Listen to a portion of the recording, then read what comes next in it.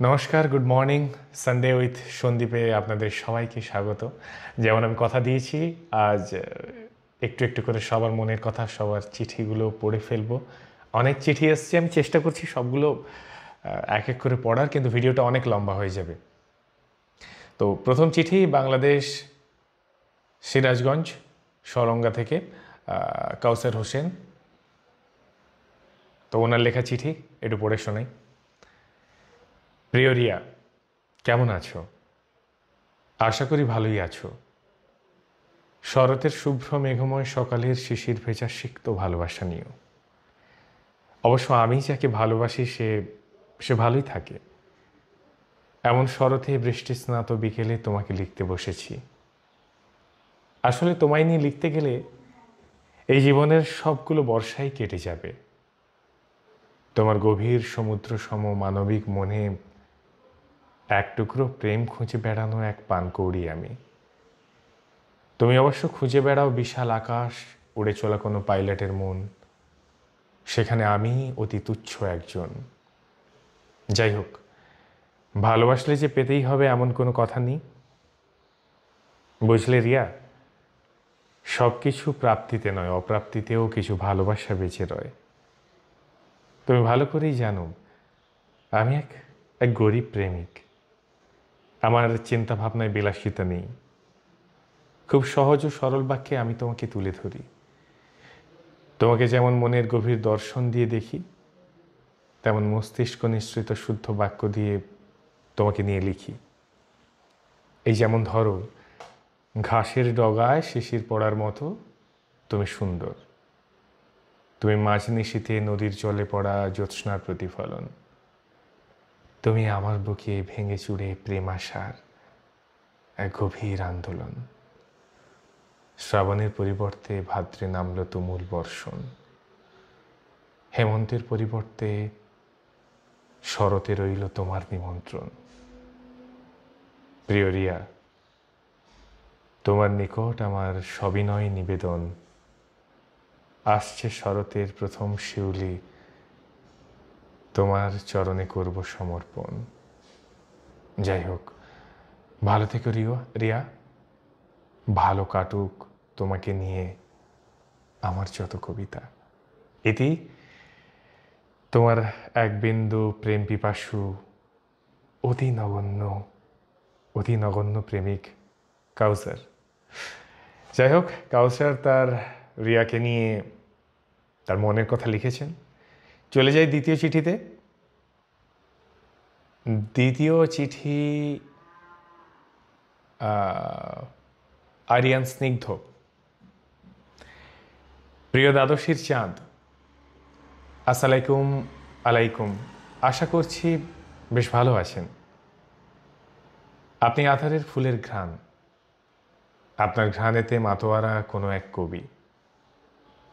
আকাশে যেমন তারকারাজি মিটিমিটি করে জ্বলে, জোনাকিদের নিয়ন আলোয় যেমন প্রেমিক পথ খুঁজে পায়, তেমনি আপনার পানে তাকালে কোনো এক প্রেমিক প্রেম খুঁজে পায়।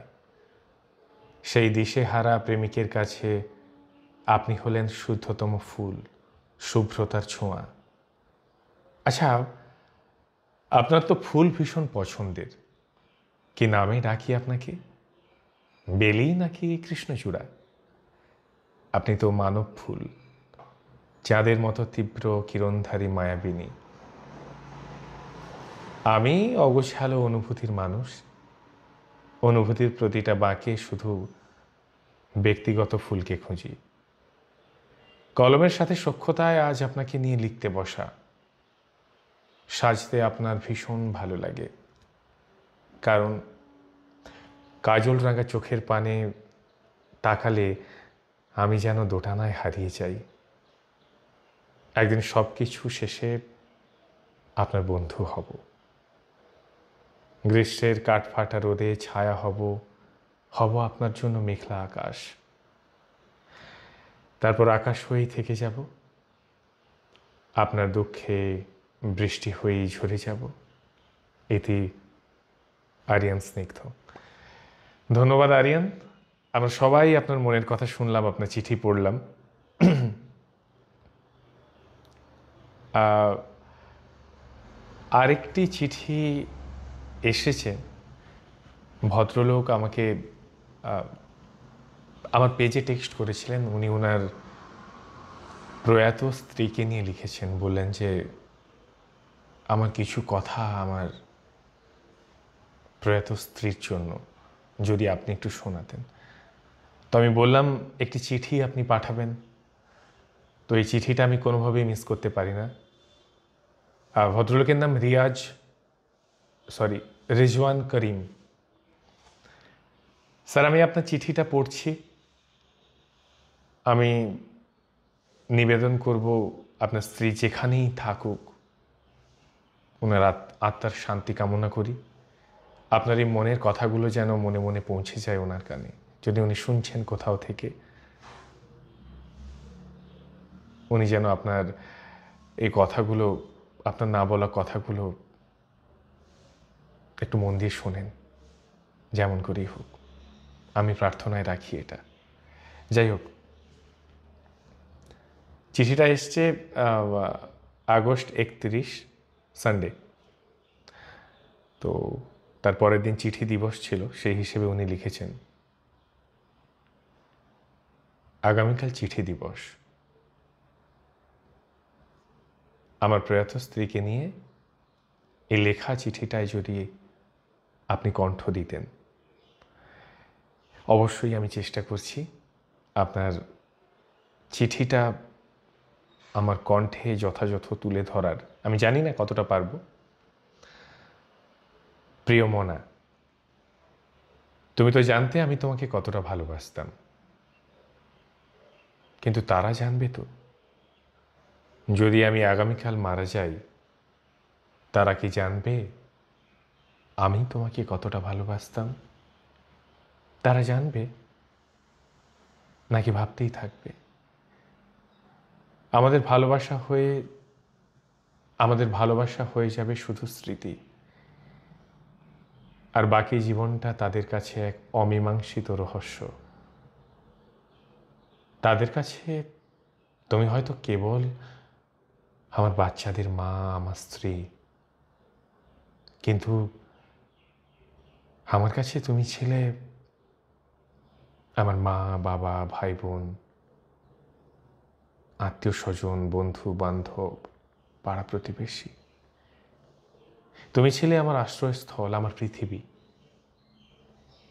তুমি আমার জন্য কি, তা আমি লিখে বা বলে কোনোদিন বোঝাতেই পারবো না। তবুও চেষ্টা করি, কারণ যদি তারা বুঝতো তোমাকে আমি কতটা ভালোবাসি, আর তোমার নিঃশব্দতা আমার জন্য কতটা গভীর, কতটা কষ্টের। ভালোবাসা শুধু অনুভবের জন্য নয়, বলারও জন্য। আজ তাই বলছি, আমি তোমাকে ভালোবাসি, আজও, আগামীকালও, যতদিন স্মৃতি বেঁচে থাকে। তোমার আমি। বুকটা ভার হয়ে গেল চিঠিটা পড়তে পড়তে। চলে যাই পরের চিঠিতে।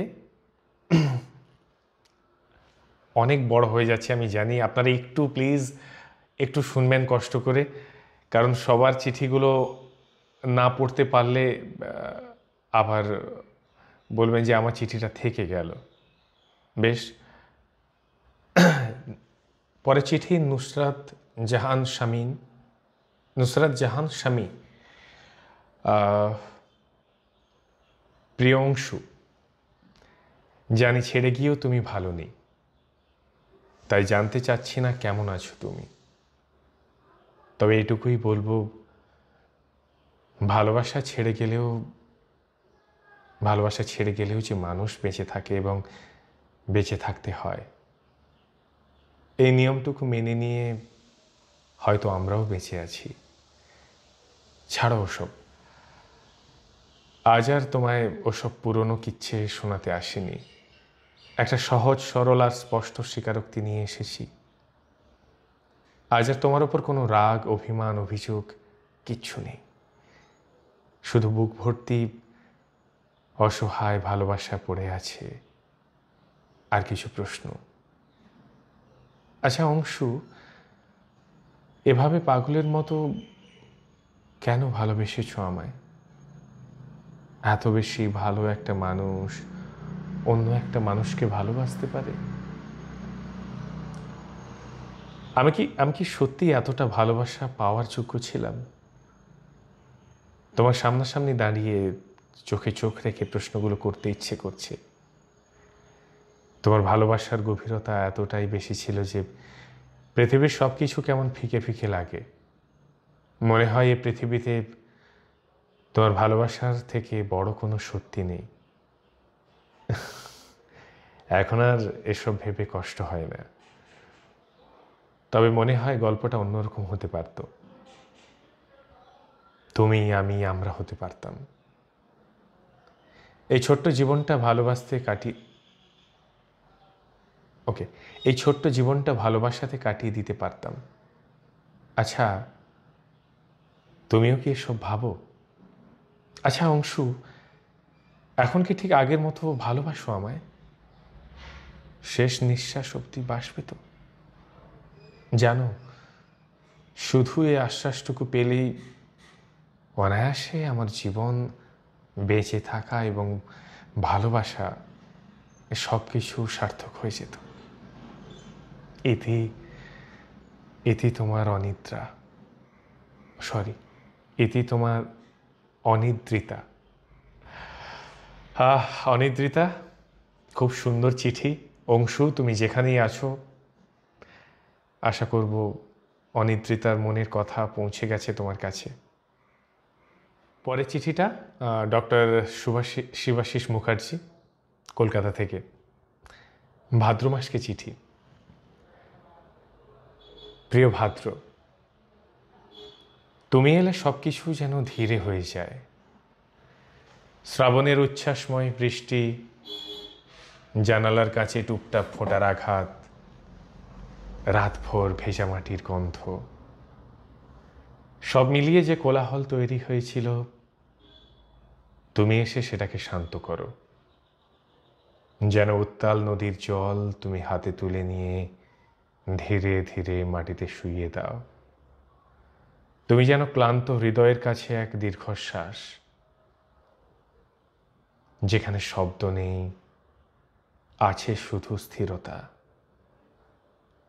তোমার হাওয়ায় ভেসে আসে ধান পাকা গন্ধ, কাশফুলের সাদা দোল আমাকে শেখায় অপেক্ষা। তুমি বলো, সব প্রলয়ই শেষ নয়, কিছু প্রলয় কেবল শুধু নতুন শুরুর দরজা খুলে দেয়। শ্রাবণ আমার জীবনে ছিল গল্পের মতো, অনেক কথা, অনেক ভেজা স্মৃতি, অনেক আবেগের ঢেউ। কিন্তু তুমি ভাদ্র, অন্যরকম। তুমি কম বলো, কিন্তু বেশি শোনাও। তোমার আকাশে মেঘের রং বদলায় ধীরে, বাতাসে থাকে ধান গন্ধ, কাশফুলের দোল। তুমি চোখে আঙ্গুল দিয়ে দেখাও, নীরবতাও কথা বলে যদি মন দিয়ে শোনা যায়। তোমার বিকেলগুলো রোদে ধুয়ে যাওয়া স্বপ্নের মতো, ও যেখানে আলো আর ছায়া ওকে যেখানে আলো আর ছায়া একে অপরকে চেনে না, তবু পাশাপাশি থাকে। তুমি শেখাও, সব প্রশ্নের উত্তর শব্দে হয় না।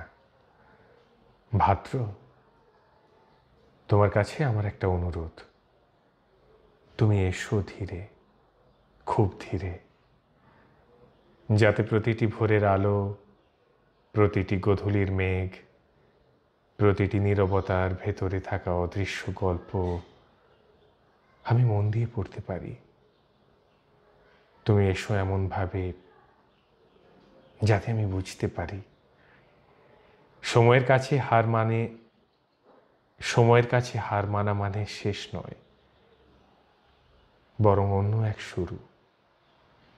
তুমি থেকো আমার চারিপাশে এমনভাবে যেন হাওয়ায় মিশে থাকা অদেখা সঙ্গী। যেন আমি হাঁটতে হাঁটতে হঠাৎ থেমে যাই আর বুঝে ফেলি তুমি আছো আমার প্রতিটি নিঃশ্বাসের ভেতর, প্রতিটি অপেক্ষার গভীরে। তোমারই এক শ্রাবণ প্রেমী মানুষ। অসাধারণ, একটু অন্যরকম। পড়তে পড়তে আমার গলা ভার হয়ে এসছে, সময়টাও অনেকটা পেরিয়ে যাচ্ছে। আমি আর একটা চিঠি পড়ব, প্লিজ দয়া করে কিছু মনে করবেন না। আমি পরের রবিবার আবার আসবো।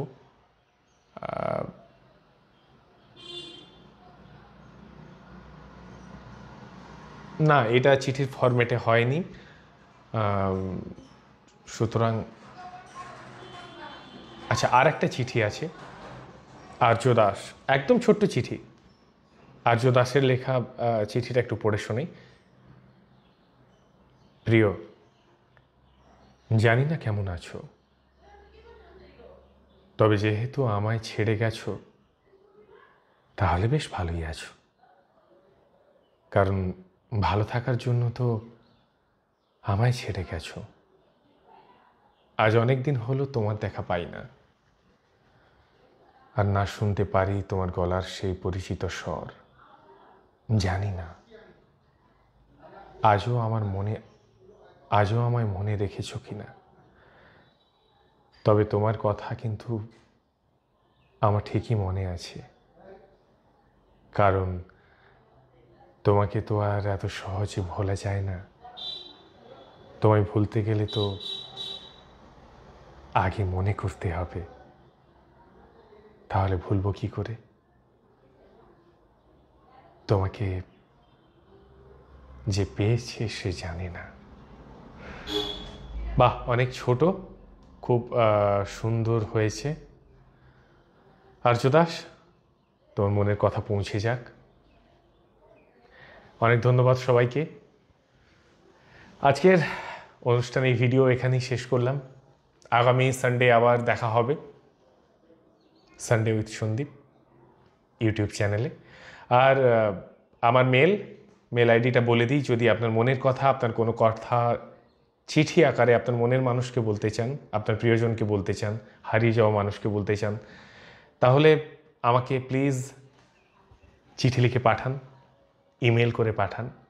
ইমেল আইডি হলো tmagicalvoice, TMAGICALVOICE, tmagicalvoice@gmail.com। প্রত্যেক রবিবার আমি আসবো আমার ইউটিউব চ্যানেলে আপনাদের লেখা চিঠি। কোনো এডিটিং নেই, কোনো ব্যাকগ্রাউন্ড মিউজিক নয়, আমি আপনি কথা বলার মতো করে আমাদের মনের কথা। ধন্যবাদ, ভালো থাকবেন।